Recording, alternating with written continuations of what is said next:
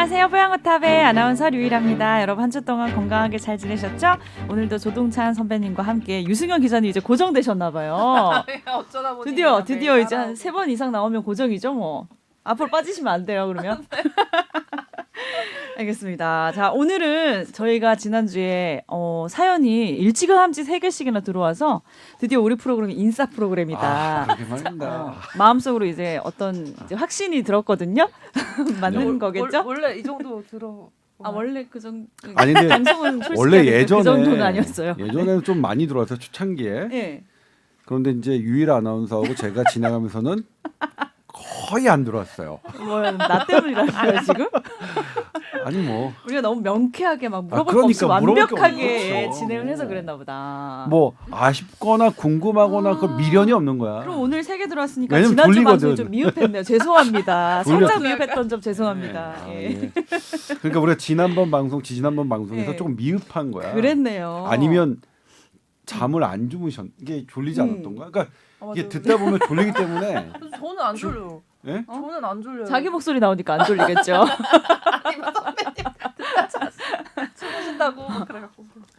그렇습니다. 어쨌든 그래서 다음 주에는 뭐 메일이 하나도 안 들어오길 바라면서 주소 좀 초반에 알려드릴까요? 뒤에 그렇죠. 알려드리면 좀 많이 못 보내시더라고요. 네. 졸기 전에 주소 네. 알려드릴게요. 네, 그렇죠. tower@sbs.co.kr로 보내주시면 됩니다. 네. 자, 그럼 첫 번째 사연은 갑상선 관련해서 사연 보내주셨는데요. 올해 초에 갑상선 기능 저하증이 걱정되는 수치가 나왔습니다. 개인적으로 정보를 알아보니까 딱히 적극적으로 치료할 만한 그런 수치는 아니고 체감 증상이 심하지 않으면 관찰하면 된다는 정도인데 앞으로 더 악화되기 전에 좀 예방할 수 있는 방법이 없는지요. 그리고 가족력도 좀 의심이 되는데 이것도 좀 예방할 수 있는 방법.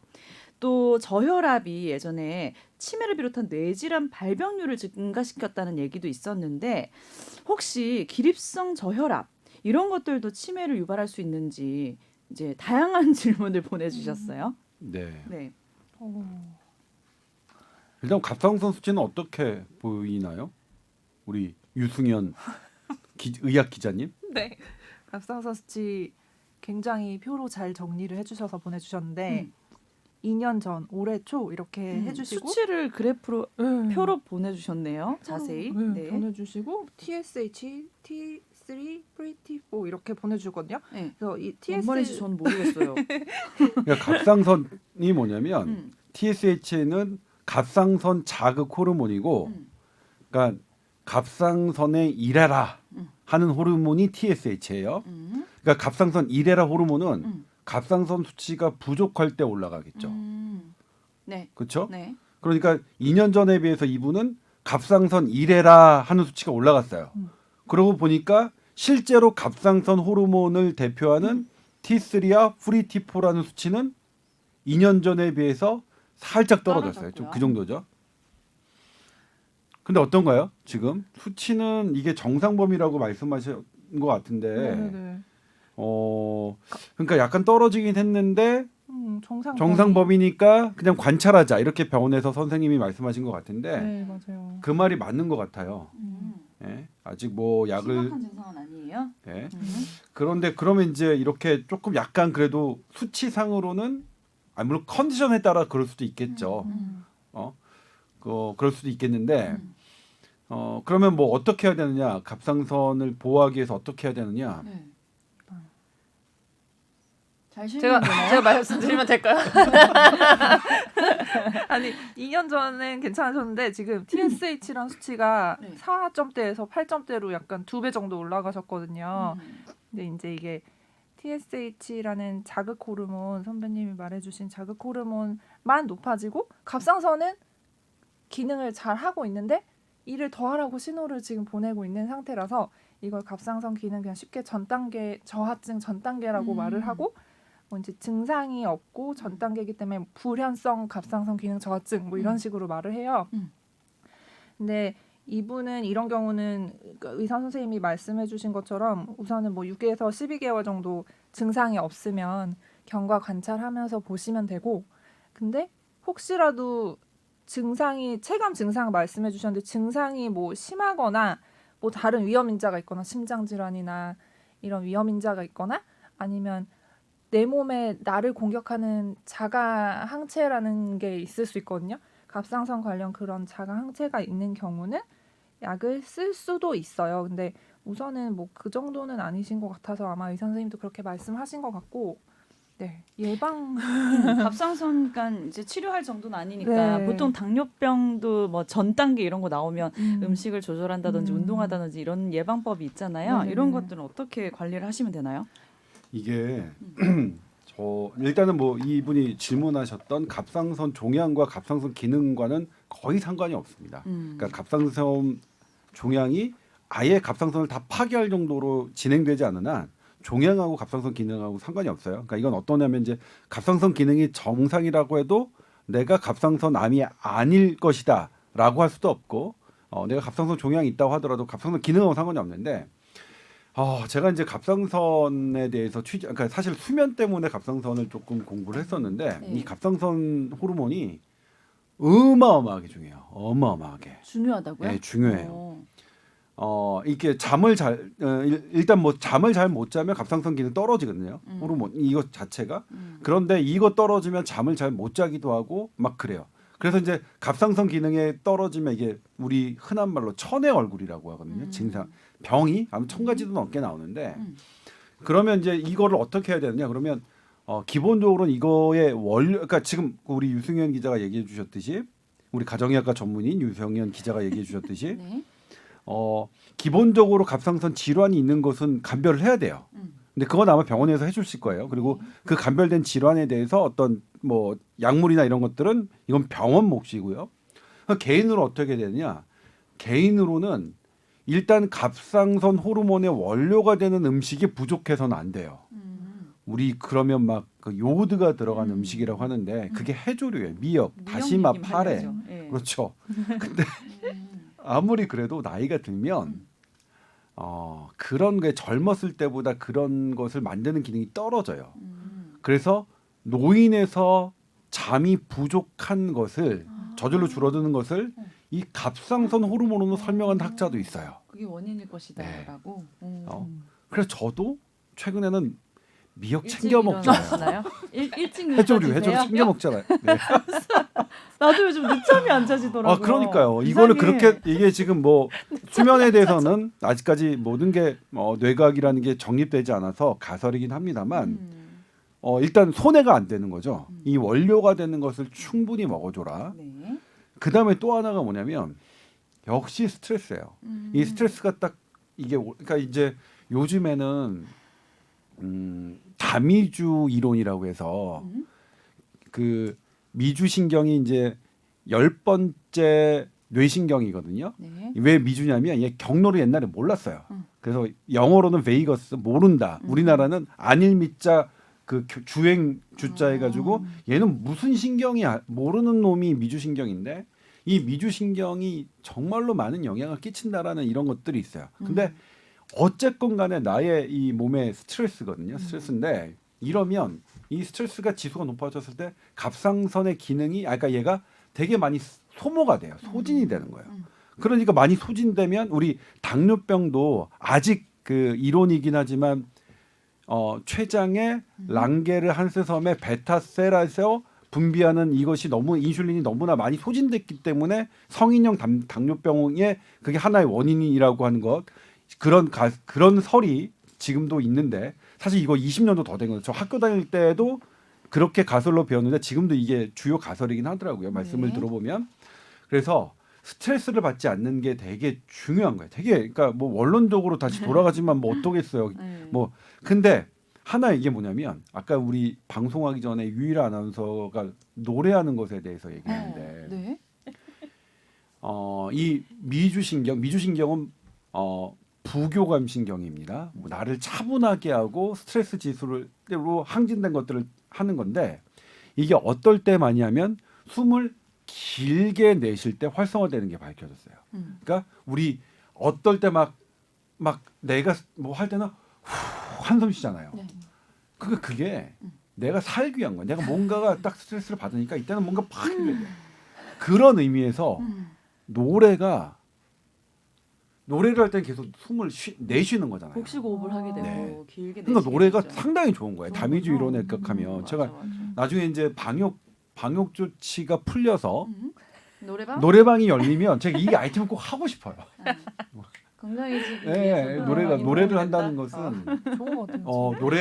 노래를 부른다는 것의 효과는 지금 현대 뇌과학이 상당히 좀 더 과학적으로 접근하고 있다 이런 부분. 아무튼 그렇습니다. 저희 그 성악가 교수님들 이제 은퇴하시고 노년에 이제 생활하시는 거 보면 너무너무 다 장수하시고 건강하세요. 네. 다들 하나같이. 그래서 정말로 노래 부르는 게 건강에 좋은가 보다 이렇게 우리 짐작했었거든요. 근데 지금 사연 보내주신 분은 흡연도 안 하시고 음주도 1년에 2-3잔 노래를 안 부르시는 거 아닐까요? 다 완벽한데 노래만 부르시면 되겠네요. 근데 되게 보니까 되게 진짜 존경스러워요. 30대 초반밖에 안 되셨는데 한참 열심히 네. 그런데 망가질 이제 나이인데. 뭐냐면 네. 흡연을 안 하고 음주를 1년에 2-3잔 정도 와, 굉장히 스트레스를 뭘로 푸실까? 그래서 네. 이런 생각이 드는 네, 거예요. 노래 한번 해보세요. 노래를 하세요. 노래를 하시고 근데 우리 노래방 가면 노래보다 술을 더 많이 마시는 것 같아. 노래를 하시고 그 다음에 아무튼 이 전반적으로 그러니까 우리가 미치는 스트레스 일반적인 일상의 스트레스가 우리 예전부터 뭐 만병의 근원 스트레스가 있잖아요. 그리고 저희가 이제 유승현 기자하고 저와 비슷한 세대인데 저희가 이제 네. 그런 거 이제 계속 깜짝깜짝 놀래고 이러면 더 하니까 모른 척 쓱 지나가는 게 나아요. 네. 그러면 그때는 이제 막 우리 처음에 의대생 때 뭘 배울 때는 네. 막 원인이 스트레스다 이러면 너무 싫었어요. 진부해, 울도하고 진부해. 뭐 너무 진부하고 뭐 다 뭔 말이야? 뭐 스트레스인데 다 스트레스래. 뭐 다 스트레스래. 뭐 다 스트레스라고 하지 뭐 그랬는데 실제로 그러니까 우리 건강이 주는 거는 뭐냐면 나의 일상이 결국 나의 건강 상태를 결정하는 거다. 그런 거예요. 내가 매일매일 어떤 음식을 먹고 내가 매일매일 어떻게 생활하고 그 기분에 막 그 높낮이 화나고 이런 것들이 결국 나의 건강을 결정짓는 게 점점 더 구체적으로 증명되고 있는 거죠. 저는 사실 갑상선 호르몬 잘 뭐 몰랐는데 수면하고 할 때 정말 이거를 그러니까 공부한 거죠. 그때 물론 이 공부한 거는 뭐 다 저도 어서 주워 들은 거예요. 그러니까 제가 요즘에 계속 말씀드려 제 머릿속에 있는 건 제 게 아니다. 저도 다 세상에서 얻어서 제 머릿속에 들어간 거라서 그리고 심지어는 그게 잘못 들어간 거죠. 뭐 어쩌겠어. 뭐 원래 그런 거지. 그럼 뭐 내가 제대로 들어간 제대로 들어갔으면 뭐 노벨상 타고 막 그랬게? 일반인은 못 따라갈 그래도 이 정도예요, 모양 선배님. 정도로 사는 건 괜찮은 거예요. 저 정도면. 멋있죠. 아무튼 네.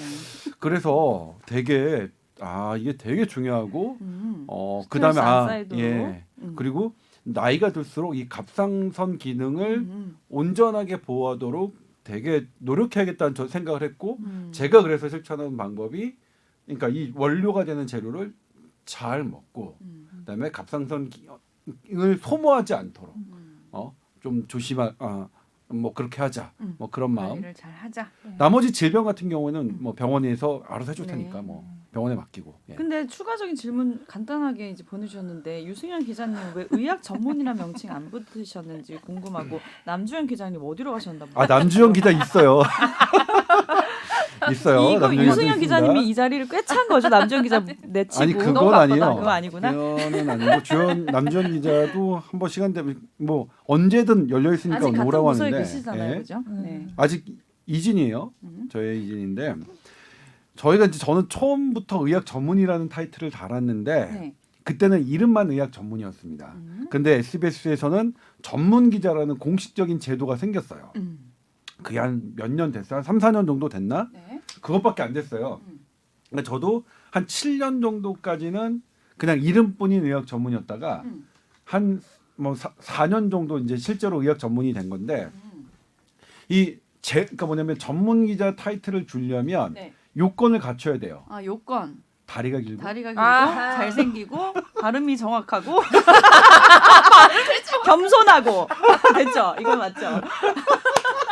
그럼 저 바로 받아야 되는 거 아닌가요? 아 유승현 기자 한참 멀었네. 따라가다가 한참 아무튼 멀었어. 그래서 이게 이제 그러면 약간 예. 그 대우가 달라지거든요. 음. 월 받는 수당이 약간 올라가요. 저한테 그다음에? 똑같다 그러던데요? 올라가요. 올라가고 차를 주차를 할 수 있어요. 그 일단 유승현 기자는 회사에 갖고 와도 차를 댈 수가 없어요. 네. 근데 저는 댈 수 있어요.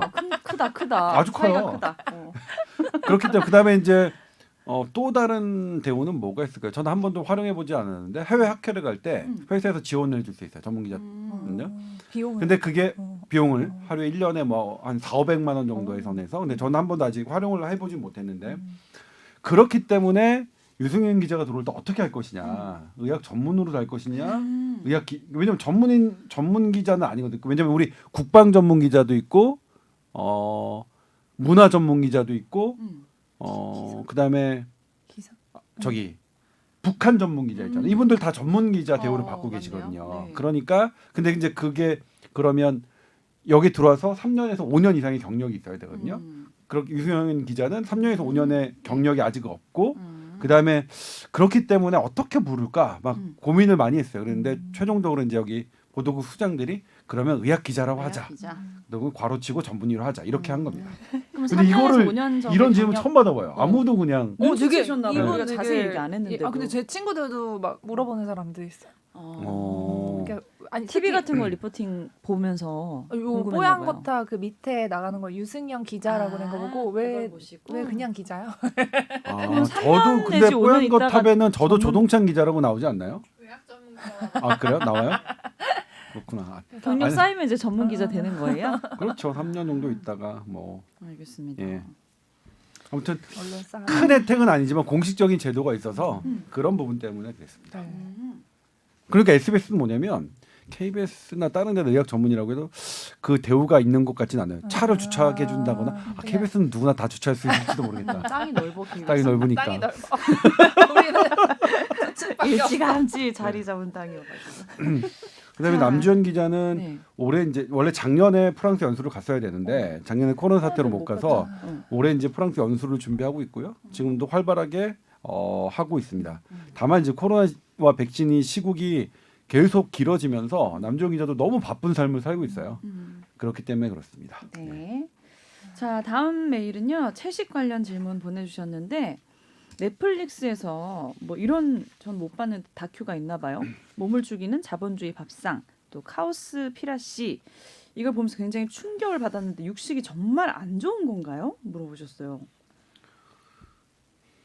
육식을 아예 끊고 채식으로 가는 게 맞는 건가요? 하셨는데 저는 그렇게 하라 그래도 이거 못할 것 대단히 같아요. 이제 인류학적인 문제가 있는데요. 저도 고기를 네. 너무 좋아해. 육식이냐 인간이 육식 동물이냐 채식 동물이냐. 음. 근데 그러면 이제 동물학적 관점에서 보는 거예요. 음. 육식 동물과 채식 동물은 뭐냐면 사자는 육식 동물. 육식 동물이죠. 아예 음. 풀 안 뜯어 먹죠. 근데 가끔 너무 배고프면 풀을 뜯어 먹는다고 하더라고요. 오. 그거 내셔널 지오그래픽에서 봤어요. 아, 진짜? 호랑이. 음. 너무 저기 때는 호랑이도 풀을 뜯어 먹는다고 뭐 나오더라고요. 약간 슬픈 근데 거지. 거의 그렇지 않은 거죠. 음.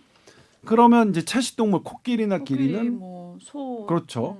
근데 채식 동물의 차이는 뭐냐면 채식만 먹어도 그렇게 살이 찌는 거예요. 영양을 막 전혀 저기 우리는 기린이 먹는 풀 그다음에 코끼리가 먹는 풀만 먹으면 사람은 절대 살이 안 쪄요. 사람이 사실 뭐냐면 육식 동물에서 섭취할 수 있는 그런 단백질 이런 것들을 식물에서 섭취해야만 우리는 살이 찌거든요. 그래서 근데 그럼에도 불구하고 우리는 콩 먹고 뭐 이런 거라도 살이 찌잖아요. 그래서 양측이 다 있는데 다만 육식과 채식의 해로움에 대해서 육식의 해로움을 얘기하는 사람들이 어떻게 육식 자체가 해로운 건 아니다. 왜냐면 그렇다면 뭐 모든 육식 동물들은 다 암 걸리고 다 죽어야 되는데. 예? 근데 그 일반적인 동물과 인간이 먹는 육식의 차이는 뭐냐면 동물은 그러니까 치타가 원숭이를 잡으면 원숭이를 머리부터 꼬리까지 다 먹어요. 근데 사람은 소의 어떤 특정 부위, 돼지의 특정 부위만 먹는 거죠. 그래서 이 특정 부위만 먹는 육식은 좋지 않다. 이거는 이 인류학의 실험은 제가 예전에도 말씀드린 적 있었지만 옥스퍼드하고 캠브리지가 원탑입니다. 전 세계에서. 이 인류학적인 연구들이 쭉쭉쭉 됐는데 거기서 이제 그 사람들은 뭐냐면 우리 고대 그러니까 지금 뭐냐면 원시인이라고 하는 근데 원시인이라는 거는 되게 웃겨요. 이게 커다란 우주의 역사에 보면 10,000년 전에 있는 사람은 그냥 우주의 역사에 보면 찰나인데 그걸 가지고 그 10,000년 전에 이런 습관 혹은 1,000년 전에 이런 습관을 갖고 있는 사람이 단지 우리가 뭐 저기 있다고 원시인이라고 하는 것은 대단히 조금 오만한 텀이긴 해요. 그럼에도 불구하고 이해를 돕기 위해서 네. 원시 부족을 딱 연구해 보면 이 원시 부족들은 육식만 하는 원시 부족도 있어요. 에스키모는 거의 생선만 먹는 거죠. 거기에는 풀이 없으니까. 그런데 그들을 혈액 검사해서 해보면 전혀 영양 결핍이 없는 거예요. 뭐 콜레스테롤 질환도 별로 없어. 왜 그런 거 봤더니 그들의 식습관 통째로 다 먹는 거예요. 통째로 다 먹으면 영양의 불균형이 없다.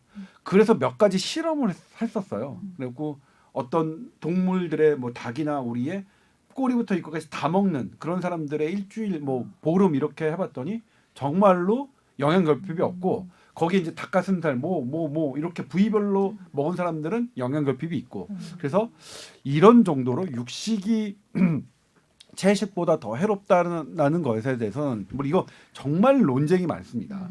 그러니까 채식주의 뭐 채식이 훨씬 좋다. 육식은 심지어는 이게 뭐 동물의 고통을 느끼게 하는 거니까 그거에 대한 스트레스가 고스란히 있다라고 말씀하시는 분도 있고 하지만 식물도 고통을 느낀다는 건 입증됐어요. 그러니까 식물도 자를 때 스트레스를 받는다. 우리가 식물의 스트레스 호르몬이 뭔지 잘 모르지만 그래서 이 수많은 논쟁이 있긴 하지만 지금까지 정립된 건 육식이 해롭다고 할 수 없지만 지금 우리 현대인의 생활 습관처럼 특정 부위만 골라 먹는 육식은 분명히 해로울 수 있다. 이렇게는 뭐 얘기가 되고 있습니다. 그럼 우리가 다 먹을 수는 없는데 어떻게 하면 될까요? 골고루 먹어야죠. 사실 네. 그러니까 영양 부위가 우리가 맞는 뭐 그 유일한 아나운서가 좋아하는 건 안심. 어떻게 하셨어요? 아우 눈썰미가 있죠. 제가. 근데 안심만 뭐 먹는 건 좋아요. 그건 분명히 훌륭한 음식이니까. 그러면 이제 그 안심만으로는 안 되는 다른 것들을 채소를 통해서 혹은 다른 종류의 음식을 통해서 골고루 먹는 게 되게 좋겠죠. 그다음에 해조류. 미역? 다시마. 미역국 먹어야겠다 오늘 진짜로. 계속 얘기 나오네. 근데 이거 혹시 보셨어요? 몸을 죽이는 자본주의 난 밥상. 못 봤어요. 저도 못 봤어요. 이거를 보면 되게 충격적이긴 해요.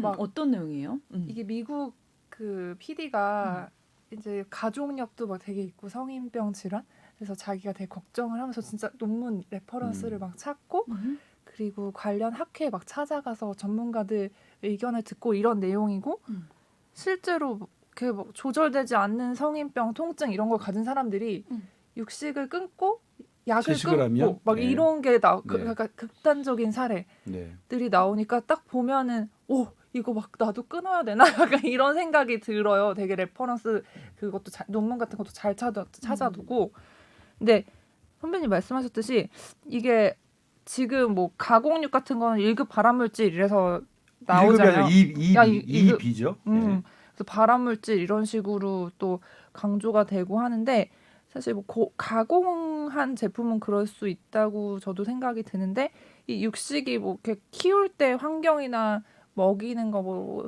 그런 항생제 뭐 이런 것 때문에 또 안 좋은 측면도 있어서 이게 극단적으로 진짜 안 좋다 이거를 그것만 보고는 사실 판단하기는 어려울 것 같긴 해요. 보면은 깜짝 놀라긴 해요. 한번 볼만은 해요, 되게. 근데 저는 개인적으로 뭐냐면 나이가 드니까 네. 스스로 고기에 대한 욕구가 조금 떨어져요. 저도 되게 놀라웠어요. 그거 저희 엄마가 하는 얘긴데. 예. 그러니까 소화 그래서 능력이 저는 좀 떨어져서 그렇다고 예. 하더라고요. 그러니까 이게 왜 내 몸이 그렇게 변했는지 모르겠고 지금 제가 많이 찾는 음식 집에 가서 만약 제가 밥을 해서 먹으면 꼭 설거지를 해야 돼서 싫어요.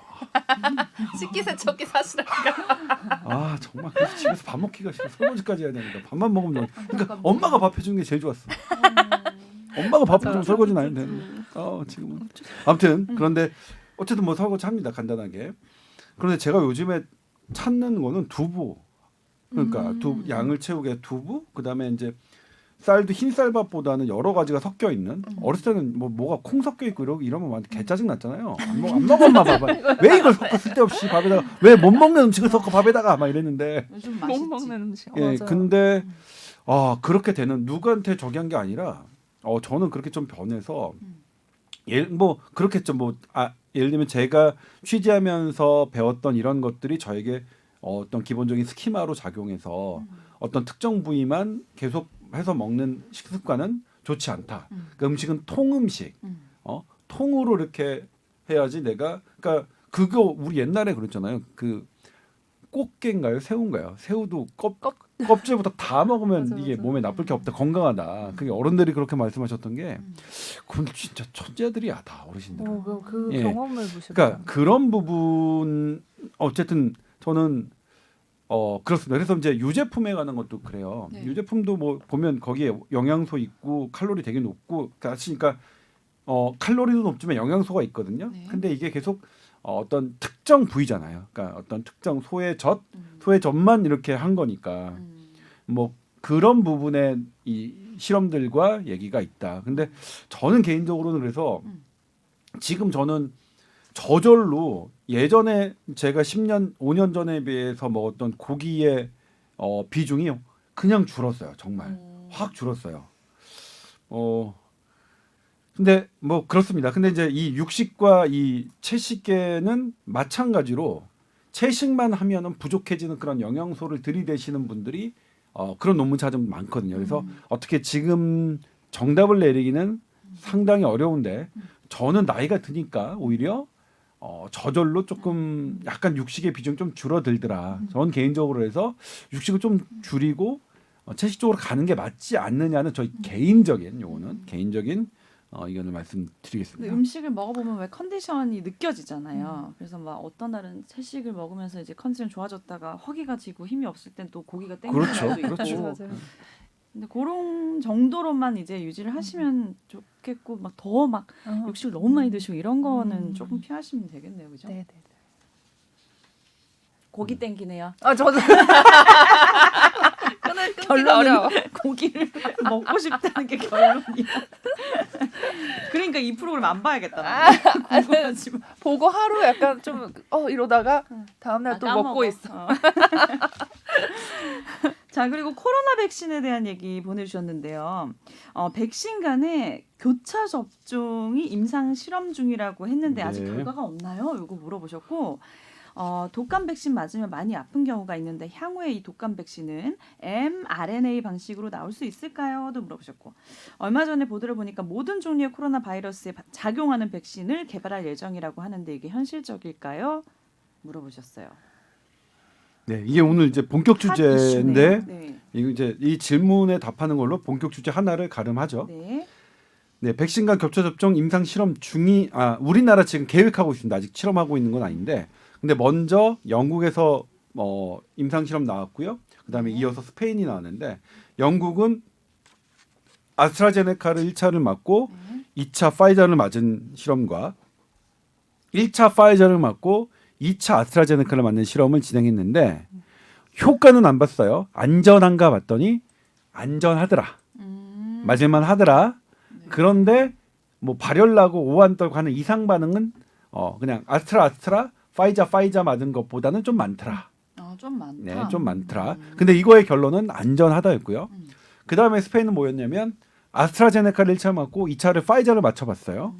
그랬더니 원래 아스트라제네카 맞고 2차 아스트라제네카 맞으면 중화항체가 늘어나는 비율 한 3배 정도 늘어나야 되는데 평균 늘어났는데 아스트라제네카 맞고 파이자 맞았더니 중화항체는 이 바이러스를 못 들어오면 막는 거예요. 네. 요게 7배나 높아졌다. 더 좋은 거예요? 네, 어쨌든 뭐 좀 나쁠 건 더 좋은 거죠. 근데 하나는 뭐냐면 이제 스페인 실험에서 파이자는 애당초 이제 이 항체에 포커싱이 된 그런 백신이고 아스트라제네카는 항체보다는 그때 우리가 계속 말씀드렸던 면역 세포에 타깃을 맞췄기 때문에 실제로 이제 이것을 하려면 면역 세포가 얼마나 활성화되느냐를 좀 측정해야 되는데 아마 스페인 연구팀 그걸 안 했어요. 근데 후에 그런 것까지 하면 뭐 나오겠죠. 아스트라제네카 맞고 파이자 맞고 아스트라제네카 맞고 어떻게 차이가 나는지 뭐 그런 부분들이 활발하게 진행될 것 같고 우리나라는 아스트라제네카 맞으신 분들 중 4,500명 중에 네. 2차로 파이자를 맞게 하는 그런 임상 시험을 지금 계획하고 있습니다. 그러니까 이제 지금 2차 맞는 시기가 된 거죠, 이제. 네. 네. 내일부터 오늘이 우리가 녹음하는 날인데 네. 우리가 이 업로드가 토요일 날 됩니까? 오늘 오늘 되면 바로 내일 됩니까? 예. 네. 내일 파이자 2차 접종이 1차 접종이 시작되고 아스트라제네카가 잠깐만. 아스트라제네카 2차 접종이 됐죠. 네. 파이자는 진작이 됐고. 네. 예, 됐습니다. 2차 접종 우리 지금 하고 있습니다. 그럼 아스트라제네카 모자라서 2차 접종 못 맞는다 그런 거는 아니었네요. 네, 그건 그러니까 근데 이제 하나는 뭐냐면 이번 7월 달에 되게 많이 이제 백신이 들어올 것 같아요. 네. 7월 달부터 9월 달까지 4천만 명분, 10월부터 12월까지 4,500만 명분. 근데 이때 제일 많은 게 파이자예요. 3,300만 명분. 그다음에 모더나 2천만 명, 파이자 모더나 노바백스 2천만 명. 그다음에 아스트라제네카는 1,000만 명분 들어와요. 남은 게. 그러니까 7월 달에 1,000만 명분 아스트라제네카를 맞은 사람이면 10월 달에 아스트라제네카 못 맞을 수 있겠죠. 네. 그러면 어쩔 수 없이 아스트라제네카하고 아스트라제네카를 1차 맞고 2차를 파이자를 맞아야 되는 사람이 생길 거예요. 그러니까 우리 보건당국이 1차 아스트라제네카, 2차 파이자를 임상시험을 한 거예요. 너무나 뭐 생각해 보면 너무나 당연한 건데, 근데 이제 정서상 우리나라 국민은 이제 그러니까 파이자를 좋아하시니까 네. 저는 상대로 지금도 만약 제가 맞을 수 있다면 저는 아스트라제네카를 맞고 싶어요. 왜냐면 이제 이 올라가는 그 면역 세포의 활성화는 역시 지금 제 아는 분이 아스트라제네카 맞고 본인 거 측정했는데 네. 항체가도 그렇고 면역 세포 활성화도 되게 했어요. 그러니까 한 번만 맞으셨는데도 야 나는 이제 코로나 안 걸려 이 정도 수치면 딱 보여주시는데 좋더라고요. 저도 그렇게 하면 정말 부러워요. 그래서 저는 다음 주부터 신청을 하려고 해요. 그러니까 주변에 이제 보니까 어플리케이션이 나와서 주변에 뭐 예비 접종 명단 뭐 안 맞으러 오신 분들도 있지만 그 원래 10명 맞기로 돼 있는 거를 뭐 그 LDS인가요? 최소 잔여량 주사기. 이것도 헷갈린다. 그냥 한국말로 풀어서 그러니까 최소 뭐 데드 잘 스페이스 뽑아가지고 12명. 네, 다 합쳐서 그 12명. 네. 그거를 하면 저도 신청을 해서 뭐 좀 도전을 해볼까 합니다. 오. 네. 도전하면 이제 저 맞는 거 좀 다 해서 보도도 하고. 네. 그래서 또 제가 막 욕을 많이 먹어서 정말 저 아스트라제네카 이렇게 맞겠다고 해가지고 욕을 정말 많이 먹었어요. 제 지금 잘 막서 지켜볼게요. 조동철 네. 전문 기자 정부 대변인만 해가지고 근데 저 정부 대변인은 아니에요. 정말 저 언론인이지 정부 대변인은 아니에요.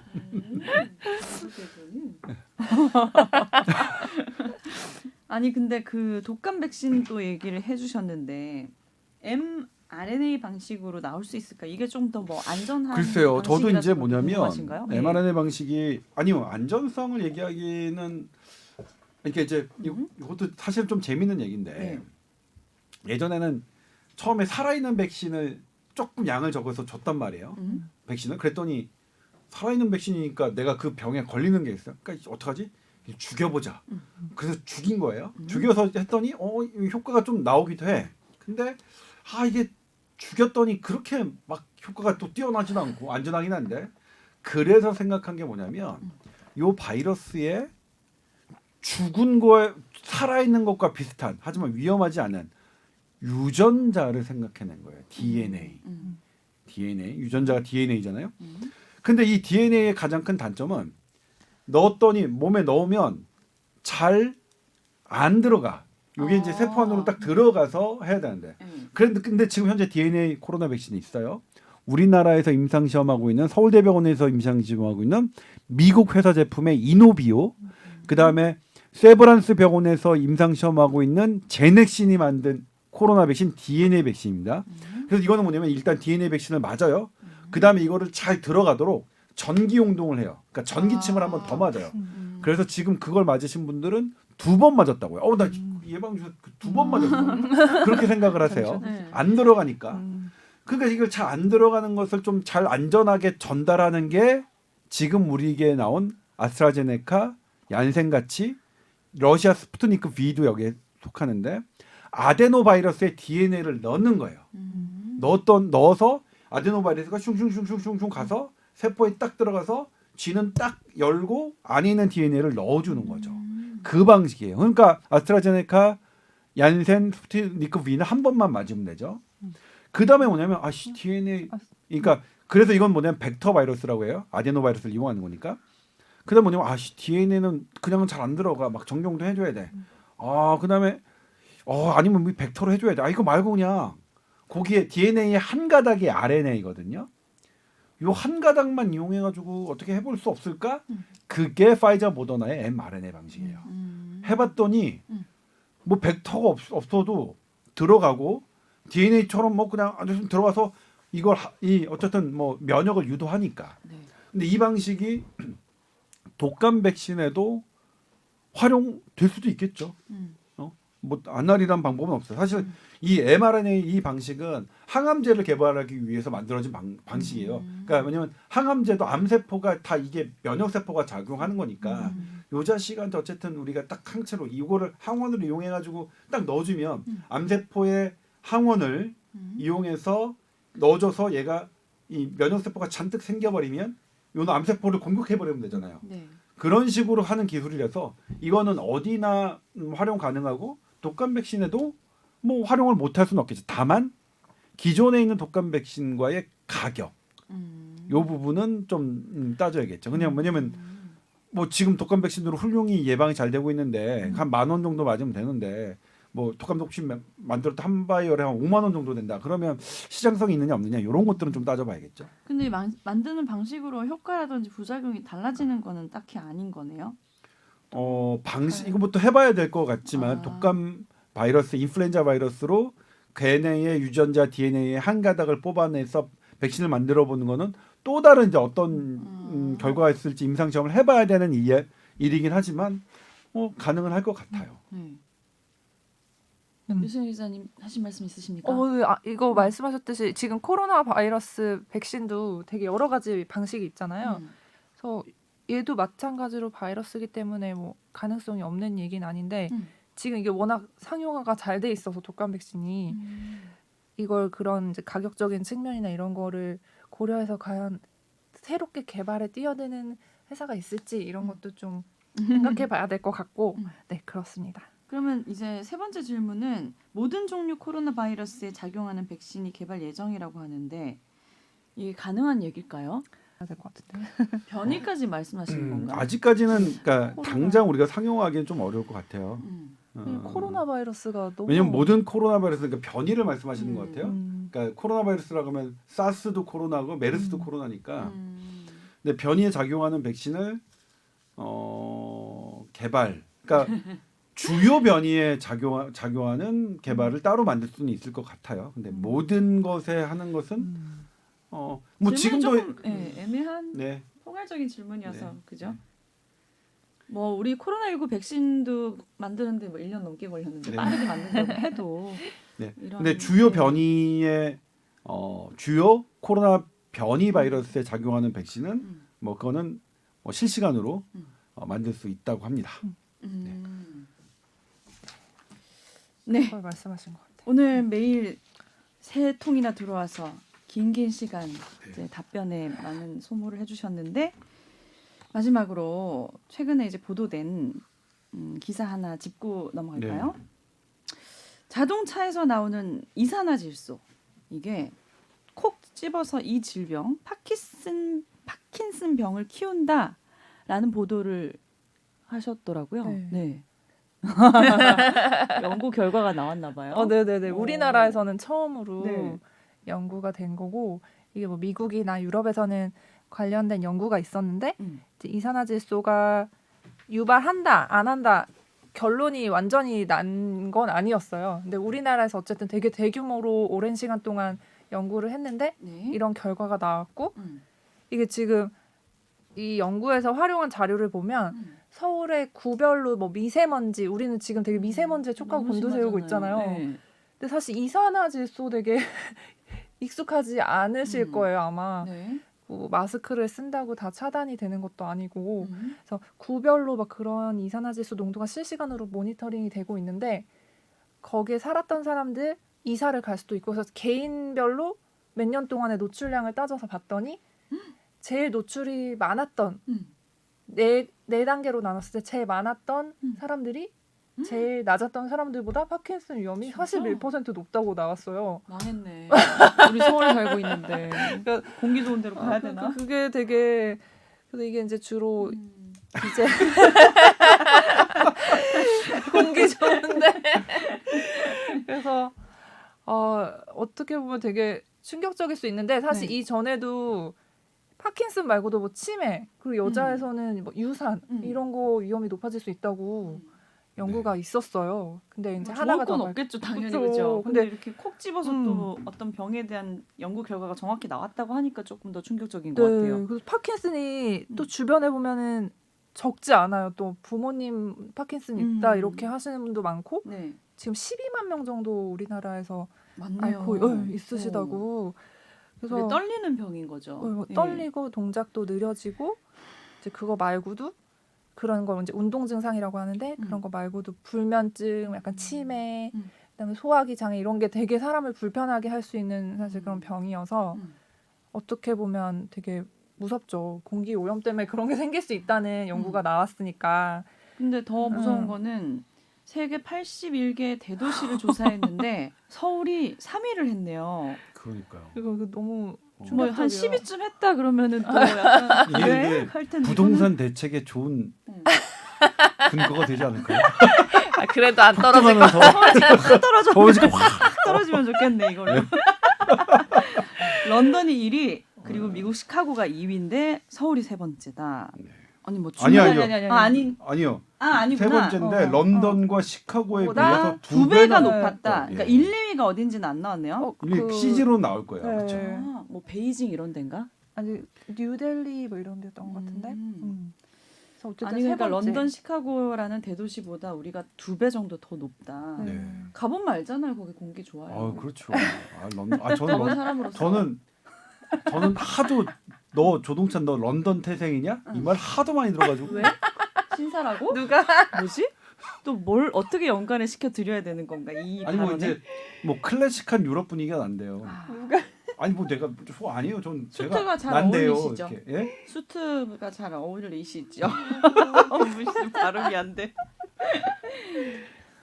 그러면은 뭐 어떻게든 조금 좋은 공기를 한 번씩 이렇게 마시러 좀 그게 노력을 하러 쉽지는- 지방에도 가고 해야 되나? 쉽지는 않을 것 같긴 한데 이게 이제 대책이 뭐 미세먼지 줄인다고 맨날 뭐 어떻게 하고 하잖아요. 근데 이산화질소에 대해서도 뭔가 좀 더 고려를 하는 게 필요할 것 같아요. 네. 디젤 자동차에서 주로 많이 나온다고 돼 있으니까 이제 뭐 줄이려는 노력은 하고 있기는 한 것 같은데 조금 더 경각심을 그러게요. 갖고 이거 네. 보면 저도 딱 들었던 생각이 답이 없어. 이제 디젤 자동차는 줄여야 되는 거겠구나. 그게 그다음에 맞긴 한데 또 하나 전기차가 맞는 방향이 있구나. 뭐 이런 생각이 들었어요. 저는 전기차 없습니다. 돈이 없어. 그러니까 제 차가 없어요. 돈이 없어서. 제 돈도 차 없고 자체가 차도 없어요. 없고. 예? 뭐가 차도 없고. 뭐가 예, 다 없어. 서울시가 확 떨어졌으면 좋겠고. 또 상당히 그렇네요. 네 그래서 공기가 이제 좋아지도록 노력하는 것도 이게 우리가 할 수 있는 이제 범위 안에 들어 있는 거겠죠? 우리가 어떤 방법을 쓰면 이게 차츰 좋아질 수 있을까요? 네, 그러니까 이게 사실 물리학적으로 보면 네. 세상에 뭐 오염 물질이라고 해도 우주에서 온 게 아니잖아요. 그냥 있는 거잖아요. 근데 우리가 이제 환경 오염이라고 하는 왜 오염 뭐 쓰레기 이런 것도 다 없는 게 아니잖아요. 예를 들면 그거거든요. 그 산에다가 빌딩을 지어놓으면 뭐야 환경 파괴인데 개미가 집 잔뜩 지어놓은 거는 환경 파괴라고 안 하잖아요. 네네. 똑같이 우리가 사람은 사람 크기만큼 이렇게 한 거하고 개미가 개미 크기에서 비하면 그런 건데 그래서 사실은 이건 환경 파괴냐 오염이냐 이거는 대단히 상대적인 개념이라는 거. 이거 제 거 아닙니다. 제가 하는 말 아닙니다. 다 주워 들은 겁니다. 그런데 이 다 있는 것들이 어떨 때 오염이라고 하냐? 모여 있을 때예요. 맞아요. 이게 퍼져 있을 때가 아니라 그 이산화질소가 뭐 모여 있자. 그러니까 만약 이산화질소가 전 세계에서 다 없다면 아마 이 사람 죽을 수도 있어요. 그거야말로 환경 파괴인데 이게 다 모여 있을 때 뭔가가 문제가 생기는 거거든요. 그걸 우리는 이제 환경 오염이라고 하는 건데 그러니까 이 모임을 어떻게 분산시킬 것이냐의 문제고 그다음에 만약 분산이 불가능하다면 뭐 어쩔 수 없죠. 그것을 발산하는 그것을 만들어내는 그 무엇 자체를 줄여야 되는 거죠. 그러니까 우리 자동차가 많은 곳에서 많이 모여 있으니까 이산화질소가 문제가 되는 거죠. 네. 자동차가 전 세계에 그냥 고루 퍼져 있다면 커다랗게 문제는 안 될 테고 근데 모이는 것이 어쩔 수 없다. 그렇다면 그 모이는 곳에서는 이산화질소를 생성하는 그 무엇을 디젤차 어쨌든 자동차를 줄이는 방법밖에 없을 것 같아요. 그러니까 정책적인 것도 필요하죠. 그렇죠. 제 차도 디젤 차입니다. 고백하셨네요. 전 제 차는 없어요. 이럴 때는 돈 없는 게 참 다행이에요. 기여를 하고 계시네요. 근데 공기에 대해서 제가 이제 경험을 한 게 있다면 제가 군의관 때 이제 시골에서 관사에서 사는데 갈 때는 몰랐어요. 근데 거기 군의관을 마치고 서울에서 이제 집에 와서 잠을 자는데 잠을 새벽에 깨는 거예요. 깊은 잠을 못 자겠어요. 그때는 뭔지 몰랐어요. 그러다가 제가 이제 기자 생활하고서 막 뭐 하다가 한번 저쪽 설악산 어떻게 숙소가 잘 안 잡혀서 설악산 내부에 있는 어떤 숙소를 잡았어요. 완전 산 내부에. 근데 가는데 되게 오래 걸리죠. 뺑 돌아서 안으로 쭉 들어가야 되는 거니까. 근데 그날 아침에 너무 잘 잔 거예요, 제가. 그런 얘기 많이들 하시죠. 그러니까 이게 그래서 생각했던 게 다시 군의관 때의 기억이 소환되는 거야. 그때 그 관사에서 정말 잠을 잘 잤었는데 근데 서울에 돌아와서 잠을 계속 못 자고 했던 것들이 공기에 분명히 공기에 영향이 좀 있을 거라는 생각이 좀 들어요. 우리가 왜 그냥 우스갯소리로 어디 산속에 놀러 가면 공기 좋으니까 술도 안 취한다고 막 이런 맞아. 거잖아. 그런 거 연구해 보면 재밌을 것 같아요. 근데 이제 어제 제가 느껴지잖아요. 후배한테 한 얘기인데 인간과 동물이 다른 점. 그러니까 고기를 구워 먹다가 그 친구가 고기를 사달라고 그랬는데 고기를 구워 먹는 건 익혀 먹는 건 인간만이 해요. 그러니까 고기를 구워 먹는 행위는 사실 인간의 적이다. 그다음에 술을 마시는 것도 인간만 술을 마시잖아요. 인간적인 행동이다. 굉장히 인간적이네요. 우리가 인간적인 사람이야. 따스한 사람들. 그렇군요. 이런 안타까운 기사는 정말 볼수록 마음이 아프네요. 네, 아무튼 뭐 이거는 우리가 어떻게 하고 받아들이고 당장 바꿀 이제 수도 없고. 당장 네. 뭐 어떻게 할 수는 없겠지만 분명 이런 위험 사인들은 우리가 이제 계속 인식을 하고 있어. 사실 우리야 이제 얼마 안 남았잖아. 여기 이번 생 살 거 얼마 안 남았지만 우리 자식이 더 오래 살 거예요. 우리 50년 자식들은 살아야 계속 살아야 되잖아요. 그러니까 이거는 우리 자식들을 위해서 우리가 지금 어떻게 할 것이냐에 관한 그렇죠. 문제이기도 환경 문제를 한 것 같아요. 생각하면 항상 그 부분이 초점이 되는 거죠. 또 질환 있으신 분들은 좀 좋은 공기 좋은 곳에 가서 또 요양하시는 것도 또 알게 모르게 도움은 될 수 있겠네요. 그죠? 네. 알겠습니다. TOWR@sbs.co.kr 오늘은 두 번 얘기했으니까 또 다음 주도 많이 메일 들어오겠죠? 오늘 많은 얘기를 해주셨는데 즐거우셨는지 모르겠네요. 다음 주에도 건강하게 또 다시 뵙겠습니다. 감사합니다. 네, 고맙습니다. 감사합니다.